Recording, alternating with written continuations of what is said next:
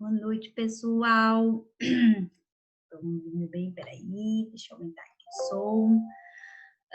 Pessoal, vamos para o último volume da apostila. A gente deu uma atrasadinha por causa da pandemia, né, e de tudo mais, né, alguns problemas que tivemos, mas vamos terminar. E a gente vai terminar com chave de ouro, né? A gente vai falar nessa aula sobre a Revolução Francesa, né? Um monte de gente que fica me pedindo, ai, quando é que eu vou estudar a Revolução Francesa? E por que estudar a Revolução Francesa? Ultimamente também falar de Revolução Francesa tem sido muito importante para agora, né? Principalmente porque muita gente tem falado sobre direitos humanos, na Revolução Francesa que vão se criar os direitos humanos, né, do cidadão, do homem, a ideia de cidadão mesmo, que a gente tem mais atualmente. A Revolução Francesa ela é tão importante, que ela vai mudar completamente a noção de política. Ela, é a Revolução Francesa que vai mudar a história do mundo ocidental, né, completamente, de como o Brasil se vê, como o ser humano se vê como cidadão, a ideia de liberdade, a ideia de igualdade. Não é à toa que o tema da Revolução Francesa, o tema da bandeira da França e muito que a gente fala hoje é liberdade, igualdade e fraternidade. Essas três palavras vocês não vão poder esquecer nunca, tá? É por causa da Revolução Francesa que a gente tem igualdade entre as pessoas, mesmo aqui no Brasil hoje em dia. É por causa da Revolução Francesa que a gente vai falar também de liberdade, liberdade de expressão, liberdade de educação, todos os tipos de liberdade que a gente vem falando tanto até na aula de filosofia, né? É justo a Revolução Francesa que vai influenciar tudo isso. A Revolução Francesa vai influenciar as independências na América, a independência do Brasil, a independência dos Estados Unidos, né? O Iluminismo e a Revolução Francesa vão fazer isso. Então, é essencial para entender como é que a história ou como o mundo ocidental que a gente vive hoje se baseia muito na Revolução Francesa, tá bom? Então, a gente vai falar isso, bem disso. O que a gente vai precisar da aula, pessoal? A gente vai precisar o, esse volume ainda da apostila, ok? Tá? A gente vai entrar na última. Por isso que vocês vejam a aula, vão precisar da apostila e do caderninho. Pessoal, esse material dessa videoaula que eu vou fazer o acompanhamento, eu vou enviar para vocês, tá bom? Ele é um material complementar, o que seria que a gente produziria na sala de aula, né? Que a gente sempre produz, mas como eu tô sem lousa aqui para explicar para vocês, eu fiz esse material. Então, eu vou enviar também, tá? Para vocês verem em casa, mas também é uma forma de vocês acompanharem, né, essa videoaula com o que eu estiver falando. Tá? Na primeira página, por exemplo, da Revolução Francesa, por sinal, vai apresentar isso mesmo, as três cores da bandeira da França, né? O que significam as três cores? As três cores significam as três palavras essenciais da Revolução, que eu vou explicar: liberdade, igualdade e fraternidade. A palavra fraternidade vai surgir um pouco depois. Então, logo na Revolução, vocês vão vir eu falando o tempo todo sobre igualdade e liberdade. Essas duas palavras, elas nunca mais vocês vão poder esquecer. A fraternidade vem depois. O que é fraterno? Fraternidade é esse apoio, ou seja, essa contribuição entre irmãos. Fraternidade, fraterno vem da palavra fraterno de irmãos, frater é irmão, ok? Então, é quando você pensa no seu igual, você pensa na outra pessoa como um seu irmão, pensa na outra pessoa alguém próximo a você. Por isso que liberdade e igualdade se juntam à palavra fraternidade para a revolução, tá? Pessoal, eu vou pedir para vocês também, no meio do coisa, não vou dar para assistir no meio da aula, mas vou passar um pedacinho para vocês de uma animação que ela é até um pouquinho, né, sangrenta, mas não tem como ela não ser sangrenta quando a gente fala de revolução, porque a gente vai falar de um período até que chamado na história do mundo de período do terror. É um período de extrema violência, para a França e onde cabeças literalmente vão rolar. Por falando em cabeças vão rolar, a história para quem conhece Alice no País das Maravilhas, a história da rainha que manda cortar as cabeças foi influenciada pela Revolução Francesa também. Tá? O autor se baseou na Revolução para escrever a história da rainha. Cortem as cabeças! Sim, cortem as cabeças. Muitas cabeças serão cortadas. Isso também a gente vai falar da guilhotina. A guilhotina é o maior símbolo da Revolução Francesa. O que é uma guilhotina? Uma guilhotina é esse instrumento de condenar à morte. A guilhotina é um aparelho que vinha como se fosse uma foice, uma faca, né, afiada, que pesava e caía e cortava as cabeças. Por que ela virá um símbolo da Revolução? É porque as pessoas, até então, antes da Revolução, somente pessoas muito importantes ou políticos eram condenados à morte por guilhotina. A guilhotina fazia uma morte muito rápida, né? E não cheia de sangue nem nada, mas era uma morte muito rápida. Então, vocês lembram que o rei, né, da Inglaterra foi guilhotinado, mas somente o rei. As pessoas pobres, em geral, não tinham direito à morte por guilhotina. Pelo contrário, elas morriam normalmente enforcadas, né? Por quê? Porque enforcamento é uma morte que serve de exemplo, você pendura a pessoa ali, e também porque demora, não é rápido o enforcamento sufoca e é uma morte agonizante. A guilhotina é uma morte rápida, cortou a cabeça já era, né? Então, o direito à guilhotina também, olha que coisa louca, o direito à guilhotina vai ser um símbolo da revolução porque é uma morte entre iguais, ninguém mais vai ser importante demais ou importante de menos para morrer numa guilhotina. Todo mundo era condenado à morte por guilhotina. Por sinal, vai surgir um outro problema que eu vou falar na aula. Bom, não vamos nos adiantar. Vou passar para vocês, então, para a gente acompanhar como é que acontece a revolução, tá?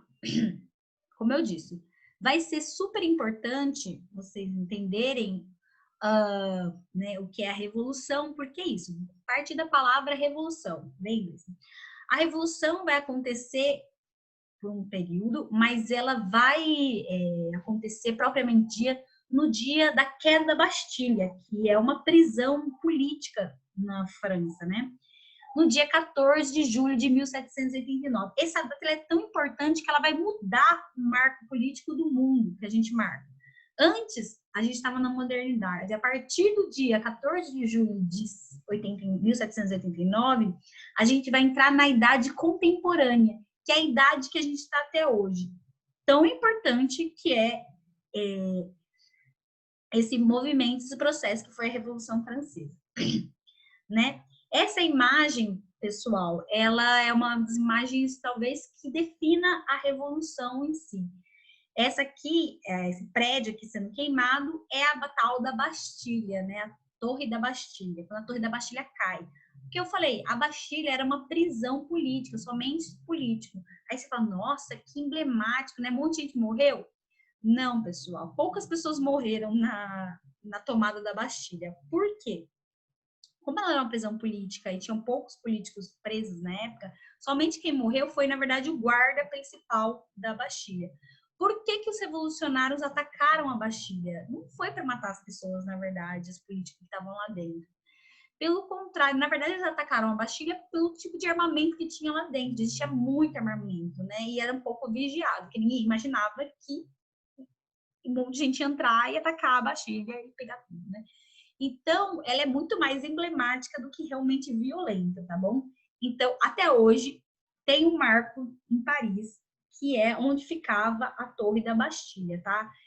O prédio não existe mais, né? Foi tomado pelo fogo na tomada, mas ficou um marco na estrutura no chão, onde para as pessoas verem, daí as pessoas passam, né? Um parque de visitação, porque é muito importante para a França, né? Como eu disse, foi importante para o mundo inteiro, imagine para a França. Tá? As causas do porquê que a gente vai dizer que vai acontecer a revolução. Bom, pessoal, lembrando, o que é uma revolução? A revolução se diferencia de uma revolta simples, porque a revolução é um momento em que tudo vai mudar. né? Lembra quando a gente estava falando da Revolução Industrial? É quando coisas acontecem em que o mundo que a gente conhecia antes, ele vai se mudar completamente, ele não vai ser mais o mesmo, não tem como a gente ver mais o mundo do mesmo jeito. A Revolução Francesa vai mudar completamente a sociedade francesa do século XVIII. Vai mudar tanto que vai mudar a política, vai mudar a economia, vai mudar a sociedade em si, a estrutura social né? Vai mudar a moda, vai mudar até o formato das cidades.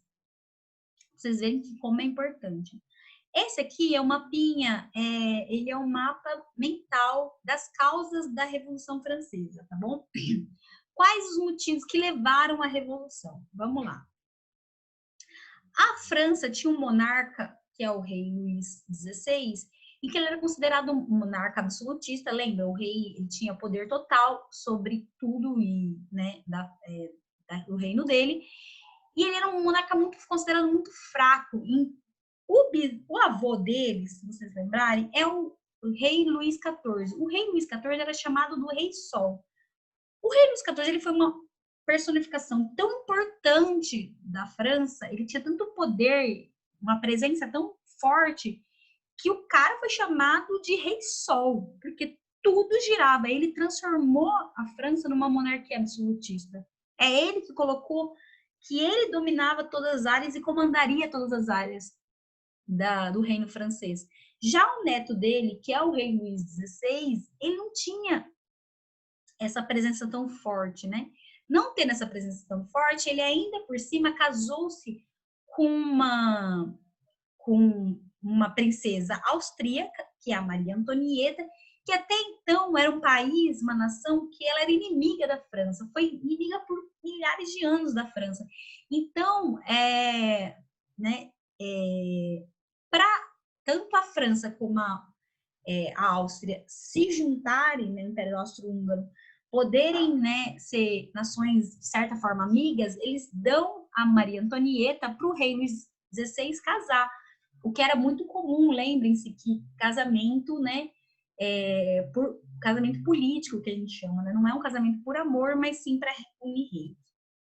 O Luís XVI colocava muitas vezes o interesse pessoal dele acima do interesse do Estado, ou seja, muitas vezes os ministros do Estado dele falavam para ele, olha, isso aqui é melhor fazer isso, isso, isso, ele falava, não, mas isso aqui não vai de acordo com o meu interesse, então não necessariamente o que era melhor para a França ele fazia o que era interesse pessoal.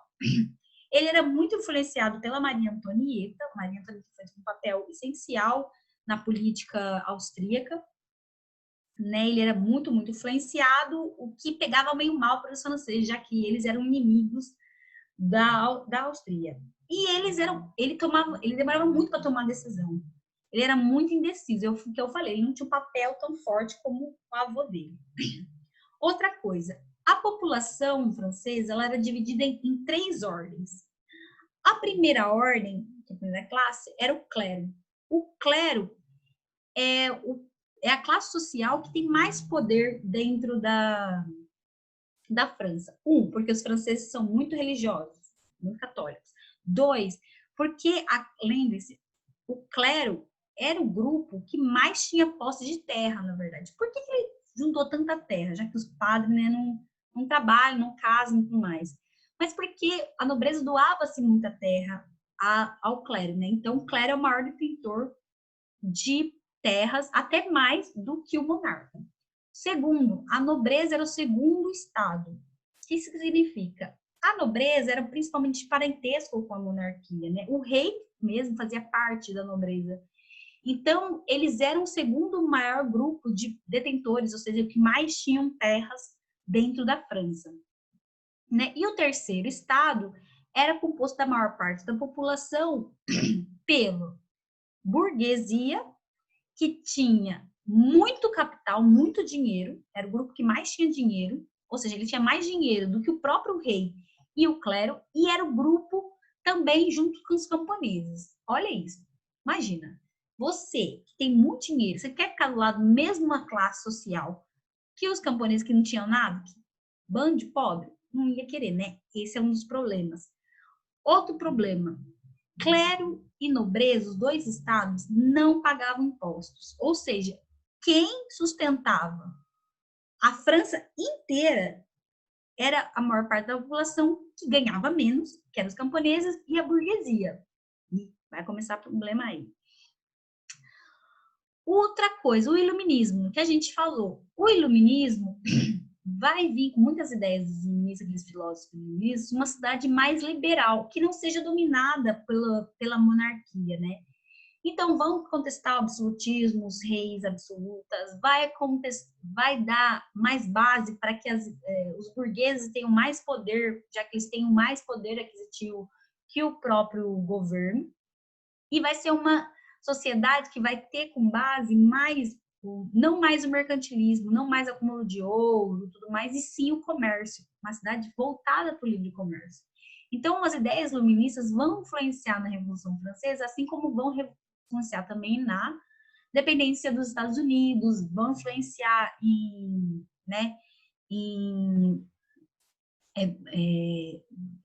manifestações no Brasil, vão influenciar em várias partes do mundo.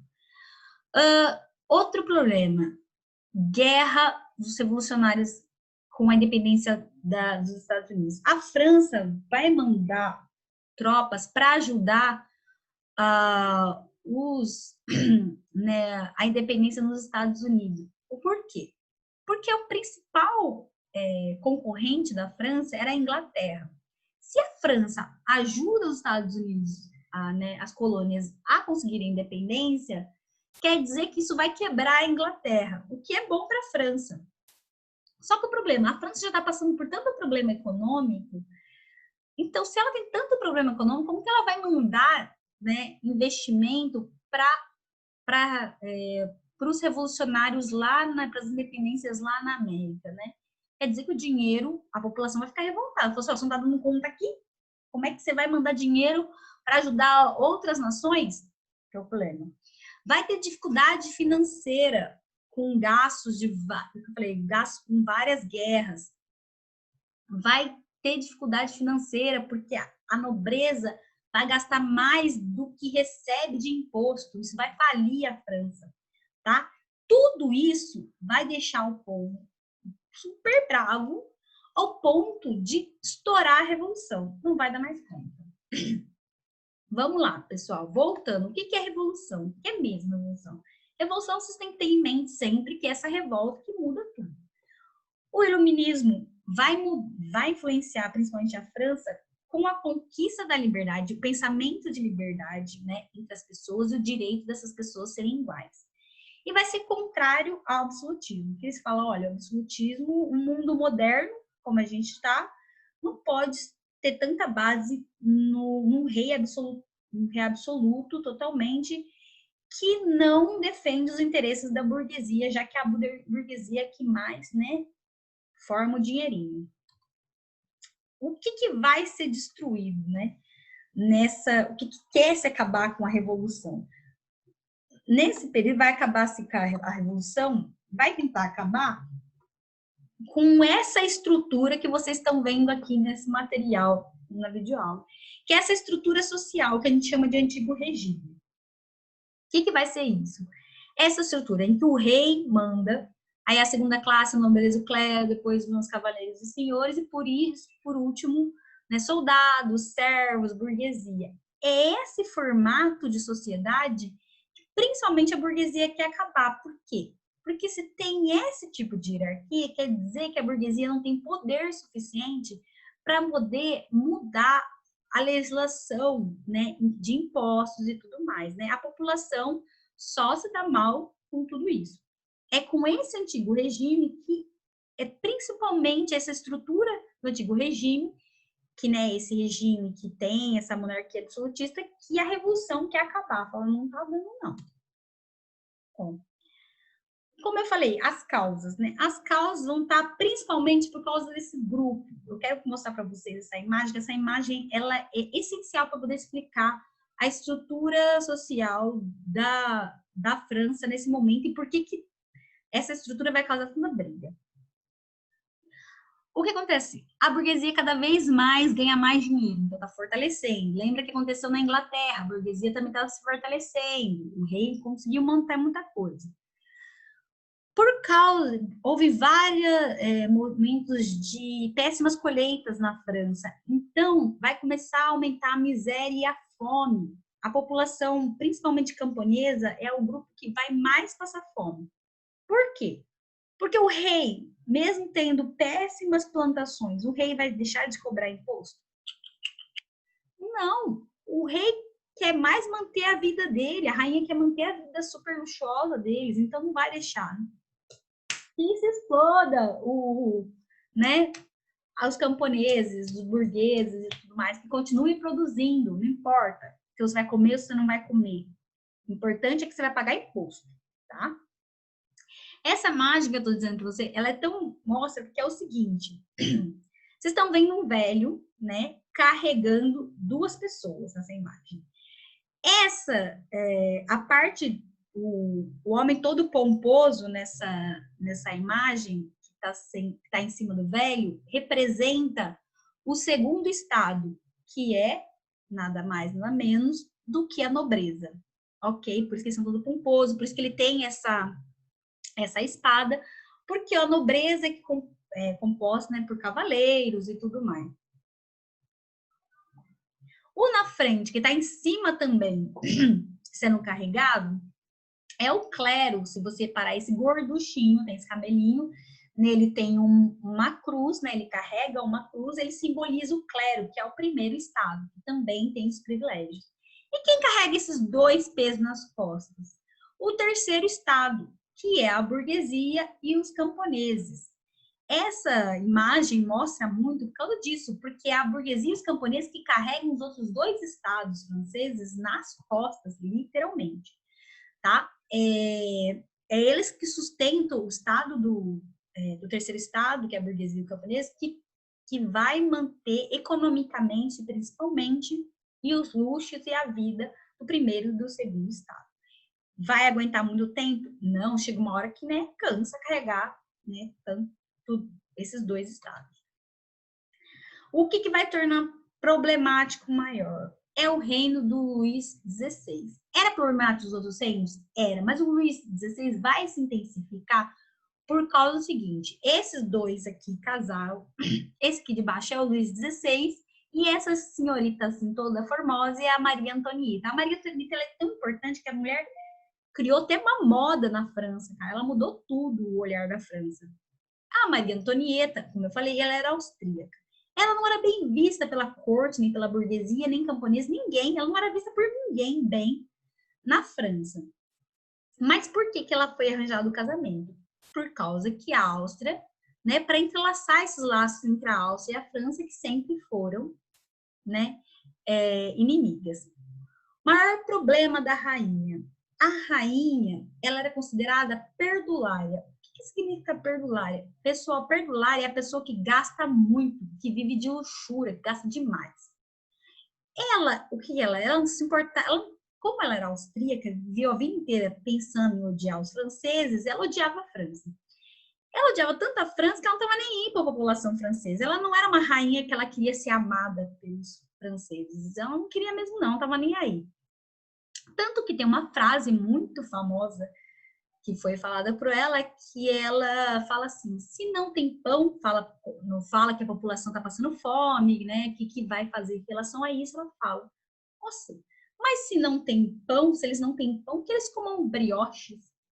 Para quem não sabe, o brioche nada mais é do que um outro tipo de pão, mais caro ainda, mais difícil de se fazer, muito consumido na França, que é um pão à base de muita manteiga, é um pão muito amanteigado. Imagina, se a população não tem nem pão para comer mais normal, imagina se vai ter dinheiro para comer brioche, tá? Só que ela brinca com essa ideia de pessoa não pão, né? E como brioche, que também para ela é uma outra coisa, né? Esse para mostrar o desprezo, essa frase é para explicar o desprezo da Maria Antonieta em relação à população francesa, tá? Então a corte, ela vivia no maior luxo, ela vivia às custas do terceiro estado e cada vez se gastava mais. Mesmo com todos os problemas que aconteciam na França nesse momento, a realeza não diminuiu a vida luxuosa que ela tinha, principalmente a corte que morava no Palácio de Versalhes, tá? Por isso, se vocês quiserem, por favor, entrem no Palácio de Versalhes, no site que eu passei para vocês, e vejam como que era a vida maravilhosa e linda da rainha e do rei dos 16, tá? O que vai acontecer? Vai chegar uma hora que a burguesia, principalmente, vai convocar os outros estados e falar, olha, não está dando mais, a gente não aguenta mais sustentar vocês, então vamos pedir uma assembleia. O que é uma assembleia dos estados gerais? O terceiro estado vai convocar uma assembleia para que os 3 estados participem. O primeiro estado, clero, o segundo estado, nobreza, e o terceiro estado, burguesia e camponeses. Para que serviu essa assembleia? Era uma reunião para discutir sobre a economia política que estava horrível, né? Só que imagina o seguinte, fazia 300 anos que esses estados não se reuniam para discutir isso. Tava tudo certo, estava tudo bom, né? Enquanto estava 300 anos, gente. Gerações e gerações da nobreza francesa não se reunia. No reino do Luís XVI, o ministro dele da economia do Luís XVI fala, olha, rei, a gente precisa aceitar essa convocação, a gente precisa discutir porque a situação financeira do reino está cada vez pior. Não é que a gente não queira cobrar os impostos, sabe? É que o problema é que vai chegar um momento que ninguém tem mais para pagar o imposto. Então, a gente precisa discutir. Deputados, ou seja, né, representantes dos 3 estados, são convocados. Problema. Mandam-se 247 deputados do clero, né, 188 da nobreza e 500 da burguesia e camponeses. Lógico, mais deputados porque é o maior grupo, né? A população francesa, sendo 26 milhões e 400 mil habitantes, 95%, gente, da população francesa era do terceiro estado. Lógico que eles tinham que mandar mais gente, lógico que eles tinham direito de decidir. Só que o problema, um voto era um voto válido por estado. 95% eles só tinham direito a um voto. O que acontecia? Tudo que o primeiro e o segundo estado decidiam, eu sempre ganhava, né? Porque os caras queriam sempre a mesma coisa, né? O terceiro estado nunca vai conseguir votar, né, sozinho. Os terceiros estados ficou revoltados com a situação e falaram, não tem. E eles optam e falam, não, vamos votar por cabeça. Porque se eles são 95%, né, votar por cabeça é a melhor coisa, eles vão ganhar. O rei fica tão bravo com a situação que ele manda fechar a assembleia e falar, aqui não tem discussão, não tem mais discussão, vamos acabar com isso. O que acontece? O terceiro estado fica tão bravo que o rei nem se dispõe a conversar que rompe com o governo e convoca uma própria assembleia, chamada Assembleia Nacional a partir deles. Poxa, eles são 95% da população, né, gente? Né? Acho que eles conseguem juntar tudo isso. O que vai ser decidido na Assembleia Nacional? Vai ser decidido nessa Assembleia que praticamente só participa o terceiro estado. Vamos participar algumas pessoas do primeiro e segundo estado, mas em peso mesmo o terceiro estado, que não vai parar de pagar imposto pela burguesia. A burguesia decide que ela não vai pagar mais, não. Ela falou só, cansei, a gente está tentando ter lucro, não consegue, cansei. Rei vai tentar dissolver a Assembleia, mandar guardas para dissolver. Várias pessoas do terceiro estado são presas, né? Vocês conseguem ver essa imagem aqui, ó, que tem uma pessoa aqui no meio dela, que, por sinal, é o Darton, que faz parte dos girondinos, que faz parte da burguesia. Ele vai convocar disso. Tá vendo que tem uma briga, discussão, assembleia, todo mundo querendo falar, isso não vai acontecer. Darton e outras pessoas da burguesia são presas, né? O que vai acontecer? Isso vai trazer revolta por várias manifestações, vai estourar manifestação no país todo, na nação francesa inteira vai tomar revolta. a população dentro do campo e as populações na cidade, principalmente na capital, Paris, vão estourar a manifestação e vão tomar. O que vai acontecer? Tomada da Bastilha, aquilo que eu estava falando para vocês. O que é a Bastilha? A prisão de política, né? De presos políticos. Eu falei para vocês, não tinha ninguém na prisão realmente. O que eles foram tomar, na verdade, eram as armas, né? E foram mostrar, queimando aquilo que não tinha mais volta. O rei não queria conversar, ok, não tem mais volta, não tem como. O que acontece? Os camponeses começam a queimar os castelos por toda a França e começa a ter um período de pânico, de medo dentro, né? Chamado de grande período de medo dentro da França, porque os camponeses começam a invadir os castelos dos nobres e queimar, né? E tomar principalmente esses campos. O que vai se resolver nessa Assembleia no fim, 1790? Vai ter a primeira Constituição Civil do Clero, né? O que vai acontecer? A população vai tomar os bens da igreja, né? E os sacerdotes vão virar governo. Em 1991 cria-se a Constituição com divisão em 3 poderes. Lembram disso que eu falei no Iluminismo? O Montesquieu, que é um filósofo francês, ele vai sugerir que, na verdade, o governo deveria ser mantido por 3 poderes. Por isso que eu falo que é tão importante para a gente, para a nossa sociedade. A nossa sociedade brasileira também é dividida em 3 poderes. O poder executivo, aquele que executa as leis. O poder legislativo, aquele que cria as leis. E o poder judiciário, aquele que julga as leis. A Constituição de 91 na França vai criar esses 3 poderes e vai colocar, fazendo que o rei, na verdade, não tenha tão poder que ele tenha mais. Ele deixa de ser absolutista, ele deixa de ser um rei em que ele vai ter que ser mandado, na verdade, pelos 3 poderes. Vão ter os 3 poderes mais o poder do rei.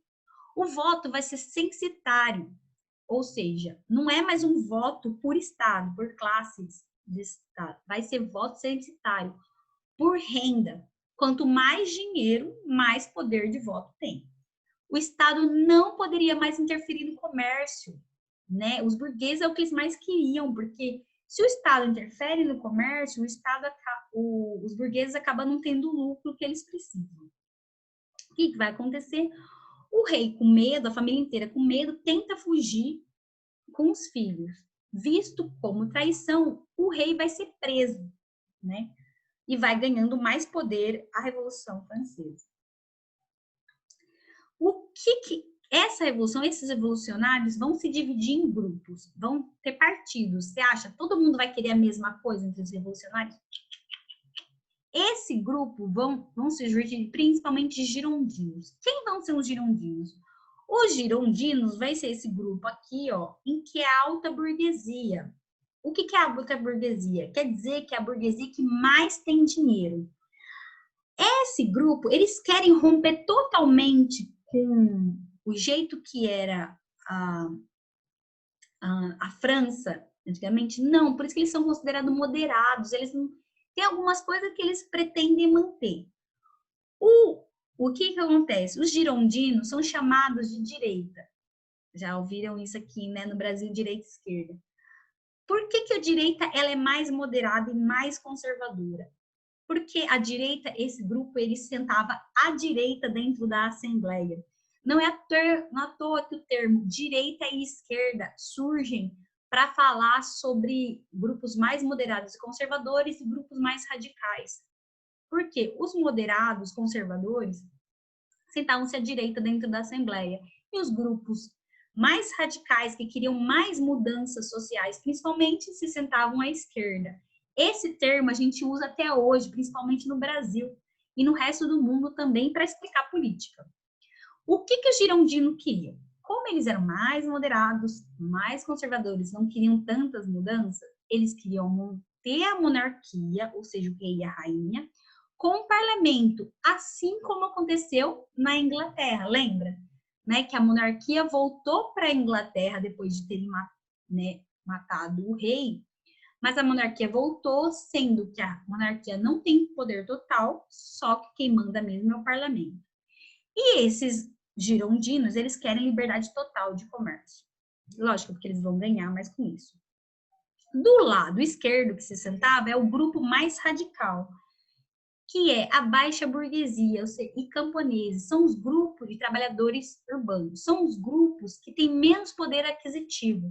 Por que eles são mais radicais? Eles são mais radicais porque eles querem mais mudanças. Eles veem que a sociedade, a política, tudo que era na França antes da Revolução prejudicava muito esse grupo. Então, por isso que eles são mais radicais. Esse grupo de jacobinos também são chamados de sans-culottes. O que eles querem? Eles querem acabar. Que monarquia aqui?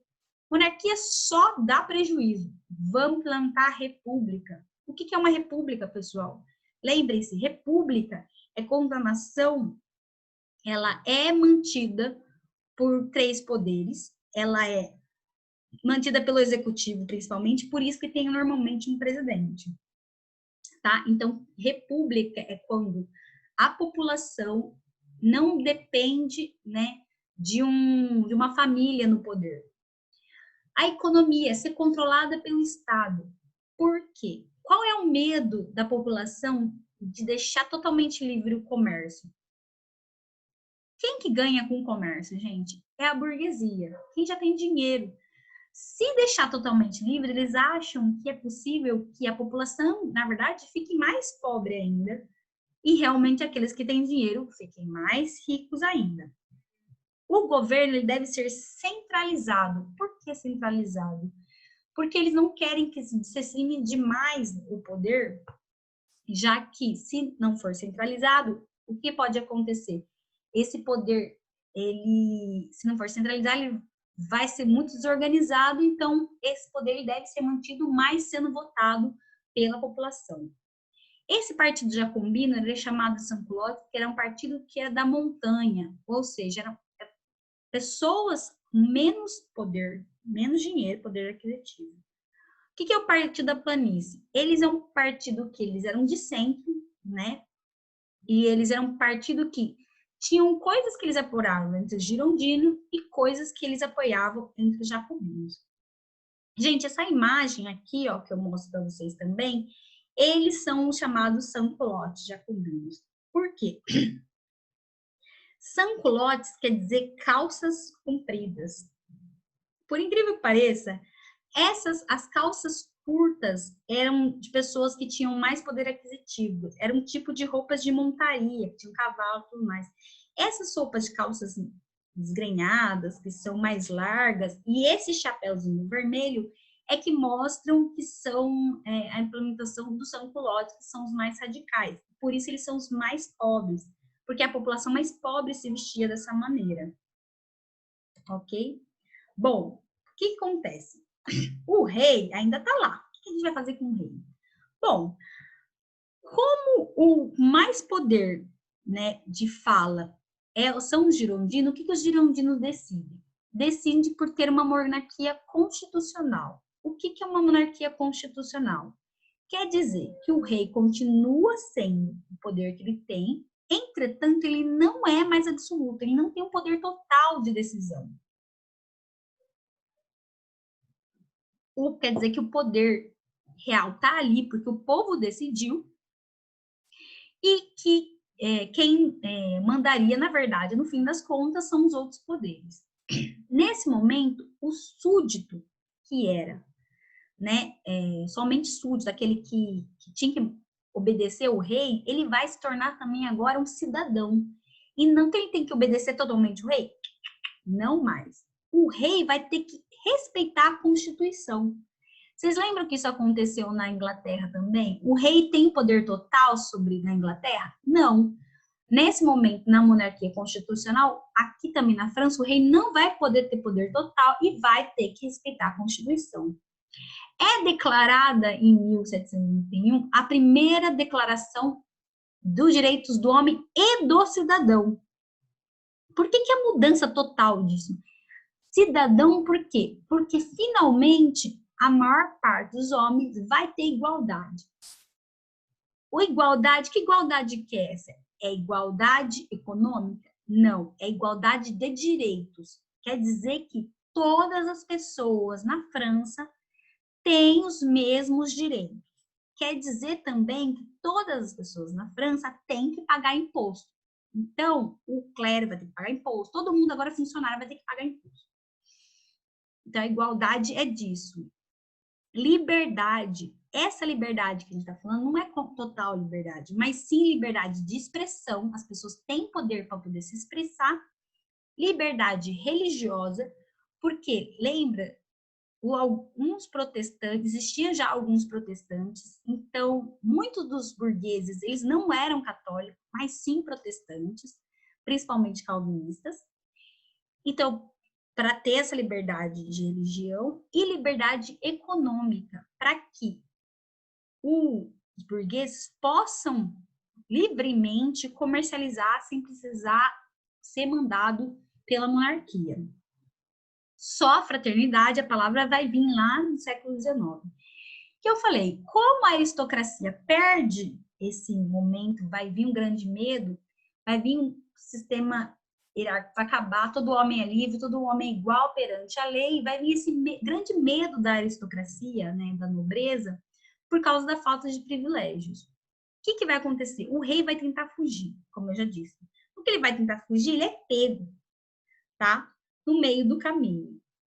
Isso é visto pela população francesa como maior traição, como o rei tem a coragem de fugir. O rei não só estava fugindo, como ele estava indo para a Áustria para pedir ajuda ao rei austríaco, né, o pai da Maria Antonieta, para que, na verdade, a família da Maria Antonieta mande tropas para o rei Luís XVI pegar de novo a França. Isso é visto como uma traição, porque como assim, você foge da França nesse momento. 2, você vai pedir ajuda para o austríaco, sendo que os austríacos sempre foram nossos inimigos.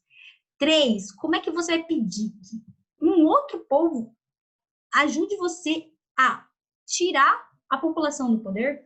Isso é visto como total traição. Essa traição não vai ter mais salvação. A população vai de novo para as ruas, vai queimar tudo mesmo, tá vendo? Essa imagem aqui, primeira, mostra aqui, né, esse lado de vermelho são os colotes, né, os girondinos, e esse azul aqui é o lado do exército francês, da monarquia, tá?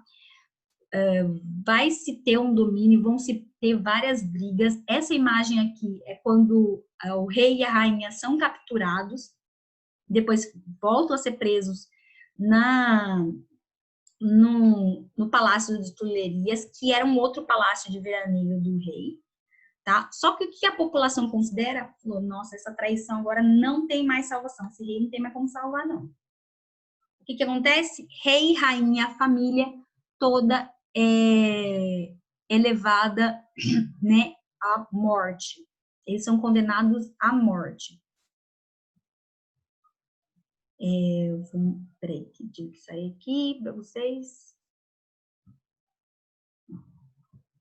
Aqui. Quero mostrar essa parte aqui, talvez estava cortando um pedacinho. Isso que eu tirei. Peraí.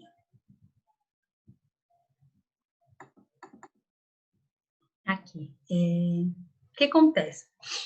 O medo, o que é maior medo? Os outros países estavam mandando mais. O medo, na verdade, disso aí se espalhar. Esse negócio de matar o rei, essa coisa se espalhar para o resto do mundo. Né? A família real vai tentar buscar, né, liderança dentro né, na Áustria, não consegue, né, é pega de novo e presa. O que acontece? Vai começar as lideranças, né, dentro, também não era tudo, né, a coisa mais linda, existiam partidos dentro né, dentro dos revolucionários, né? Os partidos vão ficar muito em dúvida no que fazer em relação principalmente ao rei, tá? Os girondinos, eles não querem a morte do rei. Eles falam, não, gente, é muito radical, né? Não dá para, né, a morte. Os jacobinos, que já estão bravíssimos, querem a morte do rei. Quem que é?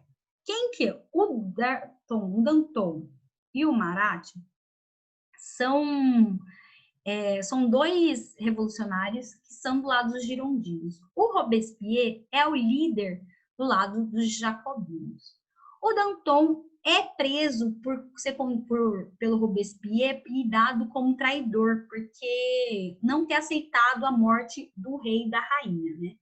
Essa imagem aqui que eu quero até mostrar para vocês, essa aqui, ela é a morte da rainha Maria Antonieta, é uma imagem, ela vai ser morta pela guilhotina também, né? O Danton, como ele foi contra isso, ele é mandado para a prisão e também guilhotinado pelo Robespierre, porque falou assim, mas como é que você concorda com esse rei que é traidor, né?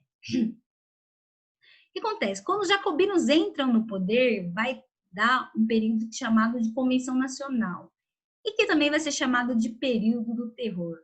Por que período do terror? Pessoal, o Robespierre, para manter uma liderança radical, ele manda matar o Marat, que é o outro revolucionário. Essa imagem aqui para vocês, ó, é uma imagem muito famosa em que o Marat ele é assassinado dentro da banheira, tá? Tendo o final Robespierre como o único líder da revolução. Vai começar um período de terror, vai ser sim chamado, se vocês perguntarem um monte de gente, chamado de período de terror, por quê? Porque o Robespierre vai ser tão radical que ele vai mandar todo mundo para a guilhotina. Não concordou com ele, vai para a guilhotina. E ele manda não só aqueles que são contra, do partido contrário, como os girondinos, como aliados. Parou de falar, começou a falar que o Robespierre era radical demais, né? Então, vai ser um período em que vai muita gente para a guilhotina, vai tanta gente para a guilhotina, pessoal, que chega a morrer 30 pessoas por dia na guilhotina, que a guilhotina chega a enferrujar de tanta, e a morte acaba não sendo rápida. Então, era um período, foi tipo, de muito, muito terror. Várias pessoas, várias imagens de pessoas guilhotinadas foram feitas, tá? Nesse momento, por isso, eu quero que vocês assistam esse videozinho, essa animação, não vai dar para passar aqui, mas é uma animação da Revolução Francesa. Deixa eu passar, acho que é rapidinho aqui para vocês. Só o comecinho para vocês verem, uma animação muito legal, que foi feita pelo jogo do Assassin's Creed e que eles fizeram para promover o jogo, que é sobre a Revolução Francesa. Olha que legal, é um jogo do né, PS4, para fazer da Revolução. Então, vou passar só um pedacinho. Mas a animação é curtinha, assistam, é muito legal. Só que assim, talvez vocês fiquem com nojo, porque ela é muito forte.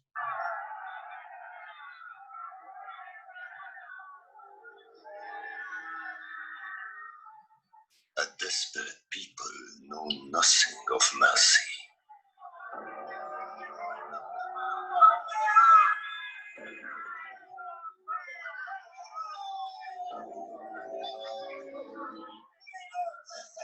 For years, we, the people, suffered the cruelty of men too fed to starve, too rested to care, but no more.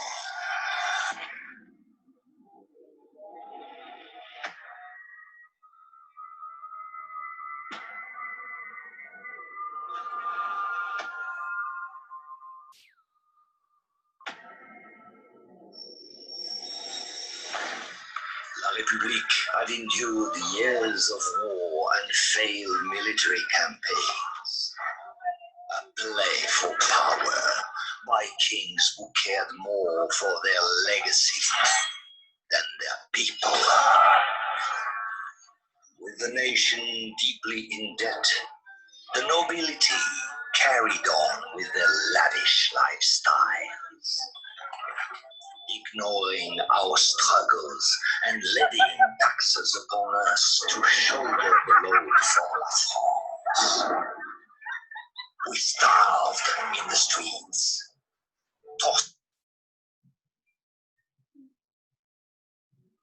Pessoal, né, não vão passar inteiro. Se vocês quiserem ver, vocês têm que assistir, né? Dizem que só tem 5 minutinhos, é rapidinho, tá? É para mostrar para vocês como que era um período realmente cruel, foi um período de mudança, porque a população realmente estava revoltada, porque ela morria de fome, né? Como, né? Passando aqui para vocês, espera aí, que deu um probleminha aqui, deixa eu passar de novo aqui. Ah, tá. Para vocês, né, verem mais ou menos como que era o problema. Depois, né, Robespierre usa tanta violência contra aliados e contra inimigos, né, dele, que ele vai perdendo o apoio. Nisso, na perda do apoio, vai ser dado um golpe pelo grupo dos girondinos. Os girondinos vão voltar, os moderados, os conservadores, a direita, e vai dar um golpe chamado de reação termidora, que vai dar entrada num período chamado diretório, que é 1794. O que vai acontecer? O Robespierre vai ser preso, assim como o Danton foi, assim como todos foram, e vai ser condenado à morte à guilhotina, né? Ele mandou tanta gente para a guilhotina que, no fim, acabou ele mesmo na guilhotina. Essa imagem aqui, pessoal, é uma das propagandas. A Revolução também ficou muito famosa pelas propagandas que ela criou nos jornais da cabeça guilhotinada do Robespierre. O que acontece? Tem que ter um novo governo, né? Os girondinos perceberam que ser radical demais não estava dando. Então, ele vai compor um governo mais moderado, né? Vai fechar, vai acabar com todas as possibilidades de grupos jacobinos, né? E vai criar uma nova constituição de novo, que vai ser eleita por voto censitário, ou seja, pela renda que as pessoas têm. Vão formar-se que nem vai ter como influência a Revolução Inglesa, vão formar 2 câmaras, o Conselho dos 500 e o Conselho dos Anciãos. Por quê? Essa câmara é para dar apoio ao líder, líder francês, para que fosse somente uma pessoa que comandasse? Não, porque já viu, né? Quando uma pessoa só comanda, o que acontece, né? Então, esse grupo, eles também vão sofrer muita retaliação dos jacobinos e da restante da nobreza, porque a nobreza, o que acontece? Os girondinos vão dar muito apoio, né, poder à burguesia. O restante da nobreza que sobrou vai se sentir muito prejudicada com as resoluções dos girondinos, né? Para parar com essa estabilidade política, vai seguir que uma burguesia forte, centrada entre os girondinos, fosse colocada. Entre esses grupos, muitos deles vão ser generais franceses que participaram das manifestações, que ajudaram principalmente nas fronteiras francesas. Uma pessoa desse grupo, desses coronéis, esses generais, vai se destacar. Um nome dele, nada mais que Napoleão Bonaparte. Pessoal, essa imagem aqui vai mostrar para vocês a Assembleia discutindo sobre os girondinos, e bem no meio dela vai se encontrar nada mais, pelo menos que esse general que se destacou, principalmente nas fronteiras, chamado Napoleão Bonaparte.